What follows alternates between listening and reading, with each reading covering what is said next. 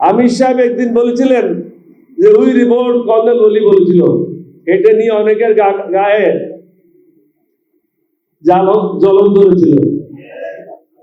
উনি কেন বলেছেন? জিয়াউর রহমান নিজেই লিখেছেন ACR annual confidential report, this officer played the main role which enabled 8 Bengal, East Bengal regiment to revolt on the crucial night of 25-26 March. এই অফিসারই 1971 সালের 25-26 March রাত্রে বিদ্রোহে গুরুত্বপূর্ণ ভূমিকা পালন করে। আমি বিদ্রোহ না করলে তখন কিন্তু বিদ্রোহ হতো না। উনি ছিলেনই না, উনি অনুপস্থিত ছিলেন। উনি চট্টগ্রাম বন্দরের দিকে যাচ্ছিলেন। ওনাকে যদি ফিরে না আনতাম, কয়েক মিনিট পর ওনাকে মেরে কর্ণফুলীতে ফেলাই দিত। আমি একজন মুক্তিযোদ্ধা হিসেবে আগামীকাল আমাদের স্বাধীনতা দিবস, এটাকে সামনে রেখে আপনাদেরকে এবং সমগ্র দেশবাসীকে আন্তরিক মোবারকবাদ এবং ধন্যবাদ জানাচ্ছি। আমি একজন তরুণ ক্যাপ্টেন হিসাবে কেন বিদ্রোহ করেছিলাম, এখানে কিছু কথা সেক্রেটারি সাহেব বলে গেছেন। বৈষম্য একটা কারণ, দুইটা কারণ ছিল। 2 নম্বর কারণ ছিল সুশাসন ছিল না। আজকে দীর্ঘ 50 বছর আমরা অতিক্রম করেছি, শুধু স্বল্প সময়ের জন্য ছাড়া, প্রেসিডেন্সিয়ার সময় ছাড়া দলীয়করণ তো কখনো বন্ধ হয় নাই। সুশাসন তো আমরা নিশ্চিত করতে পারি নাই, যোগ্যতার ভিত্তিতে আমরা পদায়ন করতে পারি নাই। আপনি কোর্টে যান, আমি নিজেও 2 বছর LLB করেছি, পরে এটা ছেড়ে দিয়েছি, মনে করলাম যে এটা আমার জন্য ঠিক না। একটা লয়ারকে তার আইনের পয়েন্ট দিয়ে তার যে ক্লায়েন্ট আছে তাকে ডিফেন্ড করতে হবে, কিন্তু এখন আমরা কি করি? ক্লায়েন্ট গেলে তারা বলে দিই তুমি এইভাবে এইভাবে কথাগুলি বললে পড়ে, তাহলে তুমি মুক্তি পেয়ে যাবে, অর্থাৎ মিথ্যা কথাগুলি শিখিয়ে দেয়। আর যারা বিচারকের আসনে বসে তারাও দলীয় ভিত্তিতে অনেক ক্ষেত্রে, আমি বলবো দলীয় বিবেচনায় তারা পদায়ন হয়, যার কারণে নিয়ন্ত্রিত জাজমেন্ট আসে। সুতরাং জনগণ যাবে কোথায়? আমি আর মামুন ছাড়া তো বাংলাদেশ আর কেউ নেই। যারা সরকারে আছে তারা, আর যারা অফিসাররা কাজ করছে তারা। আপনারা সেটা প্রত্যক্ষ করেছেন 12 ফেব্রুয়ারির নির্বাচনে। 11 তারিখ পর্যন্ত ঠিক ছিল, 12 তারিখ 10টা 11 পর্যন্ত ঠিক ছিল, তারপরের থেকে সিচুয়েশন পাল্টানো শুরু হলো। বললো উগ্রবাদীদেরকে ভোট দেওয়া যাবে না। ভাই, উগ্রবাদী মানে কি বলছেন? যারা নামাজ পড়ে, দাঁড়িয়ে রাখে, মসজিদে যায়, তারা কি উগ্রবাদী? এখন উগ্রবাদীর ডেফিনিশনটাই বদলে গেছে। উগ্রবাদী হলো যারা কোনো নিয়ম কানুন শৃঙ্খলা, আল্লাহকে মানে না, আল্লাহ রসুলকে মানে না, তারাই হলো উগ্রবাদী। যারা নিয়ম কানুনের মধ্যে চলে, আল্লাহকে মানে, আল্লাহ রসুলকে মানে, নির্দেশিত বলতে চলে, তারা হলো সঠিক মুমিন মুসলমান। তাদের দ্বারা অন্য ধর্মের লোকের কোনো ক্ষতি হতে পারে না। জামাত আমির সাহেব কোন জায়গায় বলেছিলেন যে মাদেরকে আমরা সর্বোচ্চ ইজ্জত দেব। এই উনি কেন বলেছেন? আল্লাহ তো কোরআনে বলেছেন যে তোমার মা রাজি না থাকলে তুমি বেহেশতে যেতে পারবে না। আল্লাহ সমগ্র কিছুর মালিক, তারপরেও বলছে মাকে এত ক্ষমতা দেওয়া হয়েছে যে মা রাজি না থাকলে তুমি বেহেশতেও যাবে না। উনি কি বলেছেন? মাদেরকে সর্বোচ্চ সম্মান দেওয়া হবে। 8 ঘন্টা জায়গায় 5 ঘন্টা কাজ করবে, 3 ঘন্টার বেতন সরকার দেবে।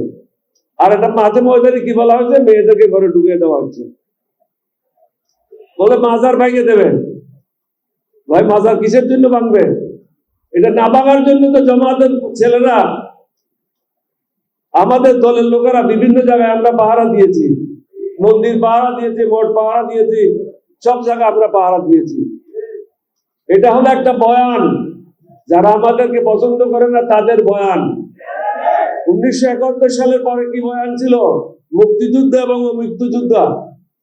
এটা করে আমরা একটা দেশকে ডিভাইড করেছি। আমি প্রেসিডেন্ট জিয়ার সময় বলেছিলাম, প্রেসিডেন্ট জিয়াকে বলেছিলাম, আমাদের একমাত্র কাজ হবে টু ইউনাইট দ্য নেশন, ঐক্যবদ্ধ জাতি করতে হবে। বিভিন্ন দলের বিভিন্ন মত থাকবে, বিভিন্ন পথ থাকবে, বিভিন্ন পথ ধারা থাকবে, এটা বিকশিত হওয়ার জন্য আমাদেরকে সুযোগ করে দিতে হবে। বাধা স্বরূপ আমরা কাজ করতে পারবো না। এখন আসেন, গোলাম পরোয়ার সাহেব এখানে বলে গেলেন যে সংস্কারগুলি যেন করা হয়।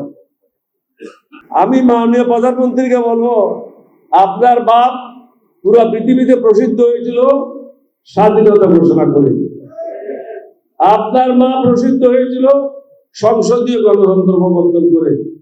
সুতরাং আপনি প্রসিদ্ধ হয়ে যান সংস্কারগুলি করে, ইতিহাসের পাতায় নাম লেখান। সুযোগ আসে না, চাটুকারের অভাব নাই।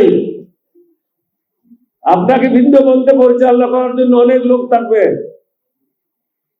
শেষ পর্যন্ত আপনাকে কাঁধে সেই বোঝা বহন করতে হবে।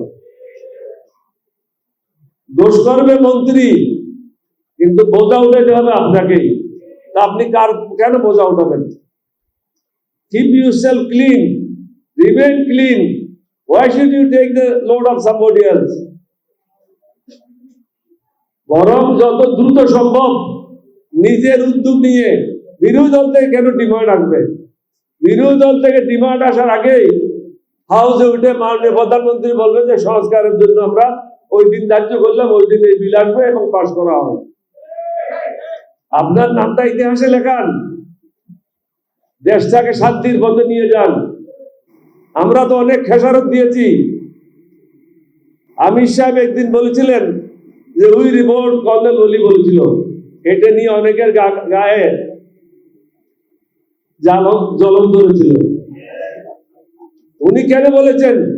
জিয়াউর রহমান নিজেই লিখেছেন ACR annual confidential report, this officer played the main role which enabled 8 Bengal, East Bengal regiment to revolt on the crucial night of 25-26 March.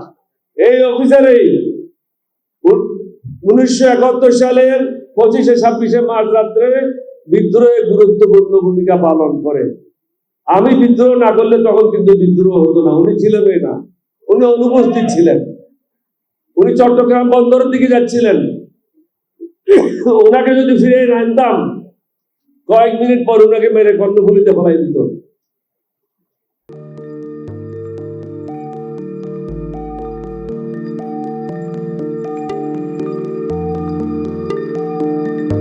Pohela January 2026 YouTube জার্নালিজমের অগ্রদূত changeTV.press সংগ্রাম মুখর 7 বছর পেরিয়ে পা রাখলো গৌরবান্বিত 8 বছরে। এই আনন্দ প্রহরে সবাইকে নিরন্তর শুভেচ্ছা। আমি নিজেকে ধন্যবাদ মনে করি। আমি সৌভাগ্যবান, চেঞ্জ টিভির পক্ষ থেকে আমার সাক্ষাৎকার নেওয়ার জন্য তারা আসছেন এবং চেঞ্জ টিভি দীর্ঘ 8 বছর ধরে এই কাজগুলি করছে। আমি তারা অনেক ভালো কাজ করেছেন, দেশের মানুষের সুখ দুঃখের কথা প্রত্যক্ষ তুলে ধরছেন। আমার আশা থাকবে চেঞ্জ টিভি সামনের দিকে উত্তরোত্তর আরও সমৃদ্ধ হবে। একটাই শুধু আমাদেরকে উপদেশ দিতে চায় তাদের কাছে, সেটা হচ্ছে সত্য কথাটা মানুষের সামনে তুলে ধরা, মানুষের ভিতরে কি চায় তাদেরটা তুলে ধরা, মানুষের প্রত্যাশা তুলে ধরা এবং মানুষের মধ্যে এই যে দেশাত্মবোধটা এবং সত্যবাদীটা, এটা জাগরণ করে চেঞ্জ টিভির সামনের দিকে এগিয়ে যাবে। এবং যারা দেশের কথা চিন্তা করে এবং দলমত নির্বিশেষে যে লোকগুলো আছে, তারা দেশের কথা চিন্তা করে, দেশের উন্নয়নের কথা চিন্তা করে, কোনো পক্ষপাতিত্ব করে না, তাদের বক্তব্য দেশের মানুষের তুলে ধরা, এই কাজগুলি সামনে এগিয়ে নিয়ে যাবে, এটা আমাদের প্রত্যাশা। অনেক ধন্যবাদ আপনাদেরকে, দেশবাসীকে, দেশবাসী সবাইকে আমি ধন্যবাদ জানাচ্ছি। changeTV.press এক ফোঁটা হলুদ নেই। আমরা শুধু আপনাদের কাছে একটাই আবেদন করব, মিথ্যার পিছনে দৌড়বেন না, সত্যকে ধারণ করেন, সত্যকে জনগণের কাছে তুলে ধরেন। সেটা যতই কঠিন হোক না কেন, পিছপা হবেন না, ভয়ের কোনো কারণ নাই। আল্লাহর সাথে থাকেন, আল্লাহ আপনাকে সাহায্য করবে। কোনো মানুষের কাছ থেকে কোনো সাহায্য কামনা করবেন না। ধন্যবাদ। changeTV.press এক ফোঁটা হলুদ নেই। হ্যাঁ, চেঞ্জ টিভি আমি বিশেষ কারণে দেখি সুযোগ পেলে, বিশেষ করে তোমার অনুষ্ঠানটা যখন হয় আগে পরে আমি দেখে থাকি। ভালো লাগে, উপস্থাপনা ভালো, মোটামুটি সব কিছু ভালো। আমি তাদের শুভকামনা করি এবং চেঞ্জ টিভি আমি আশা করি সবসময় নিরপেক্ষ, যেহেতু এই চেঞ্জ টিভিটা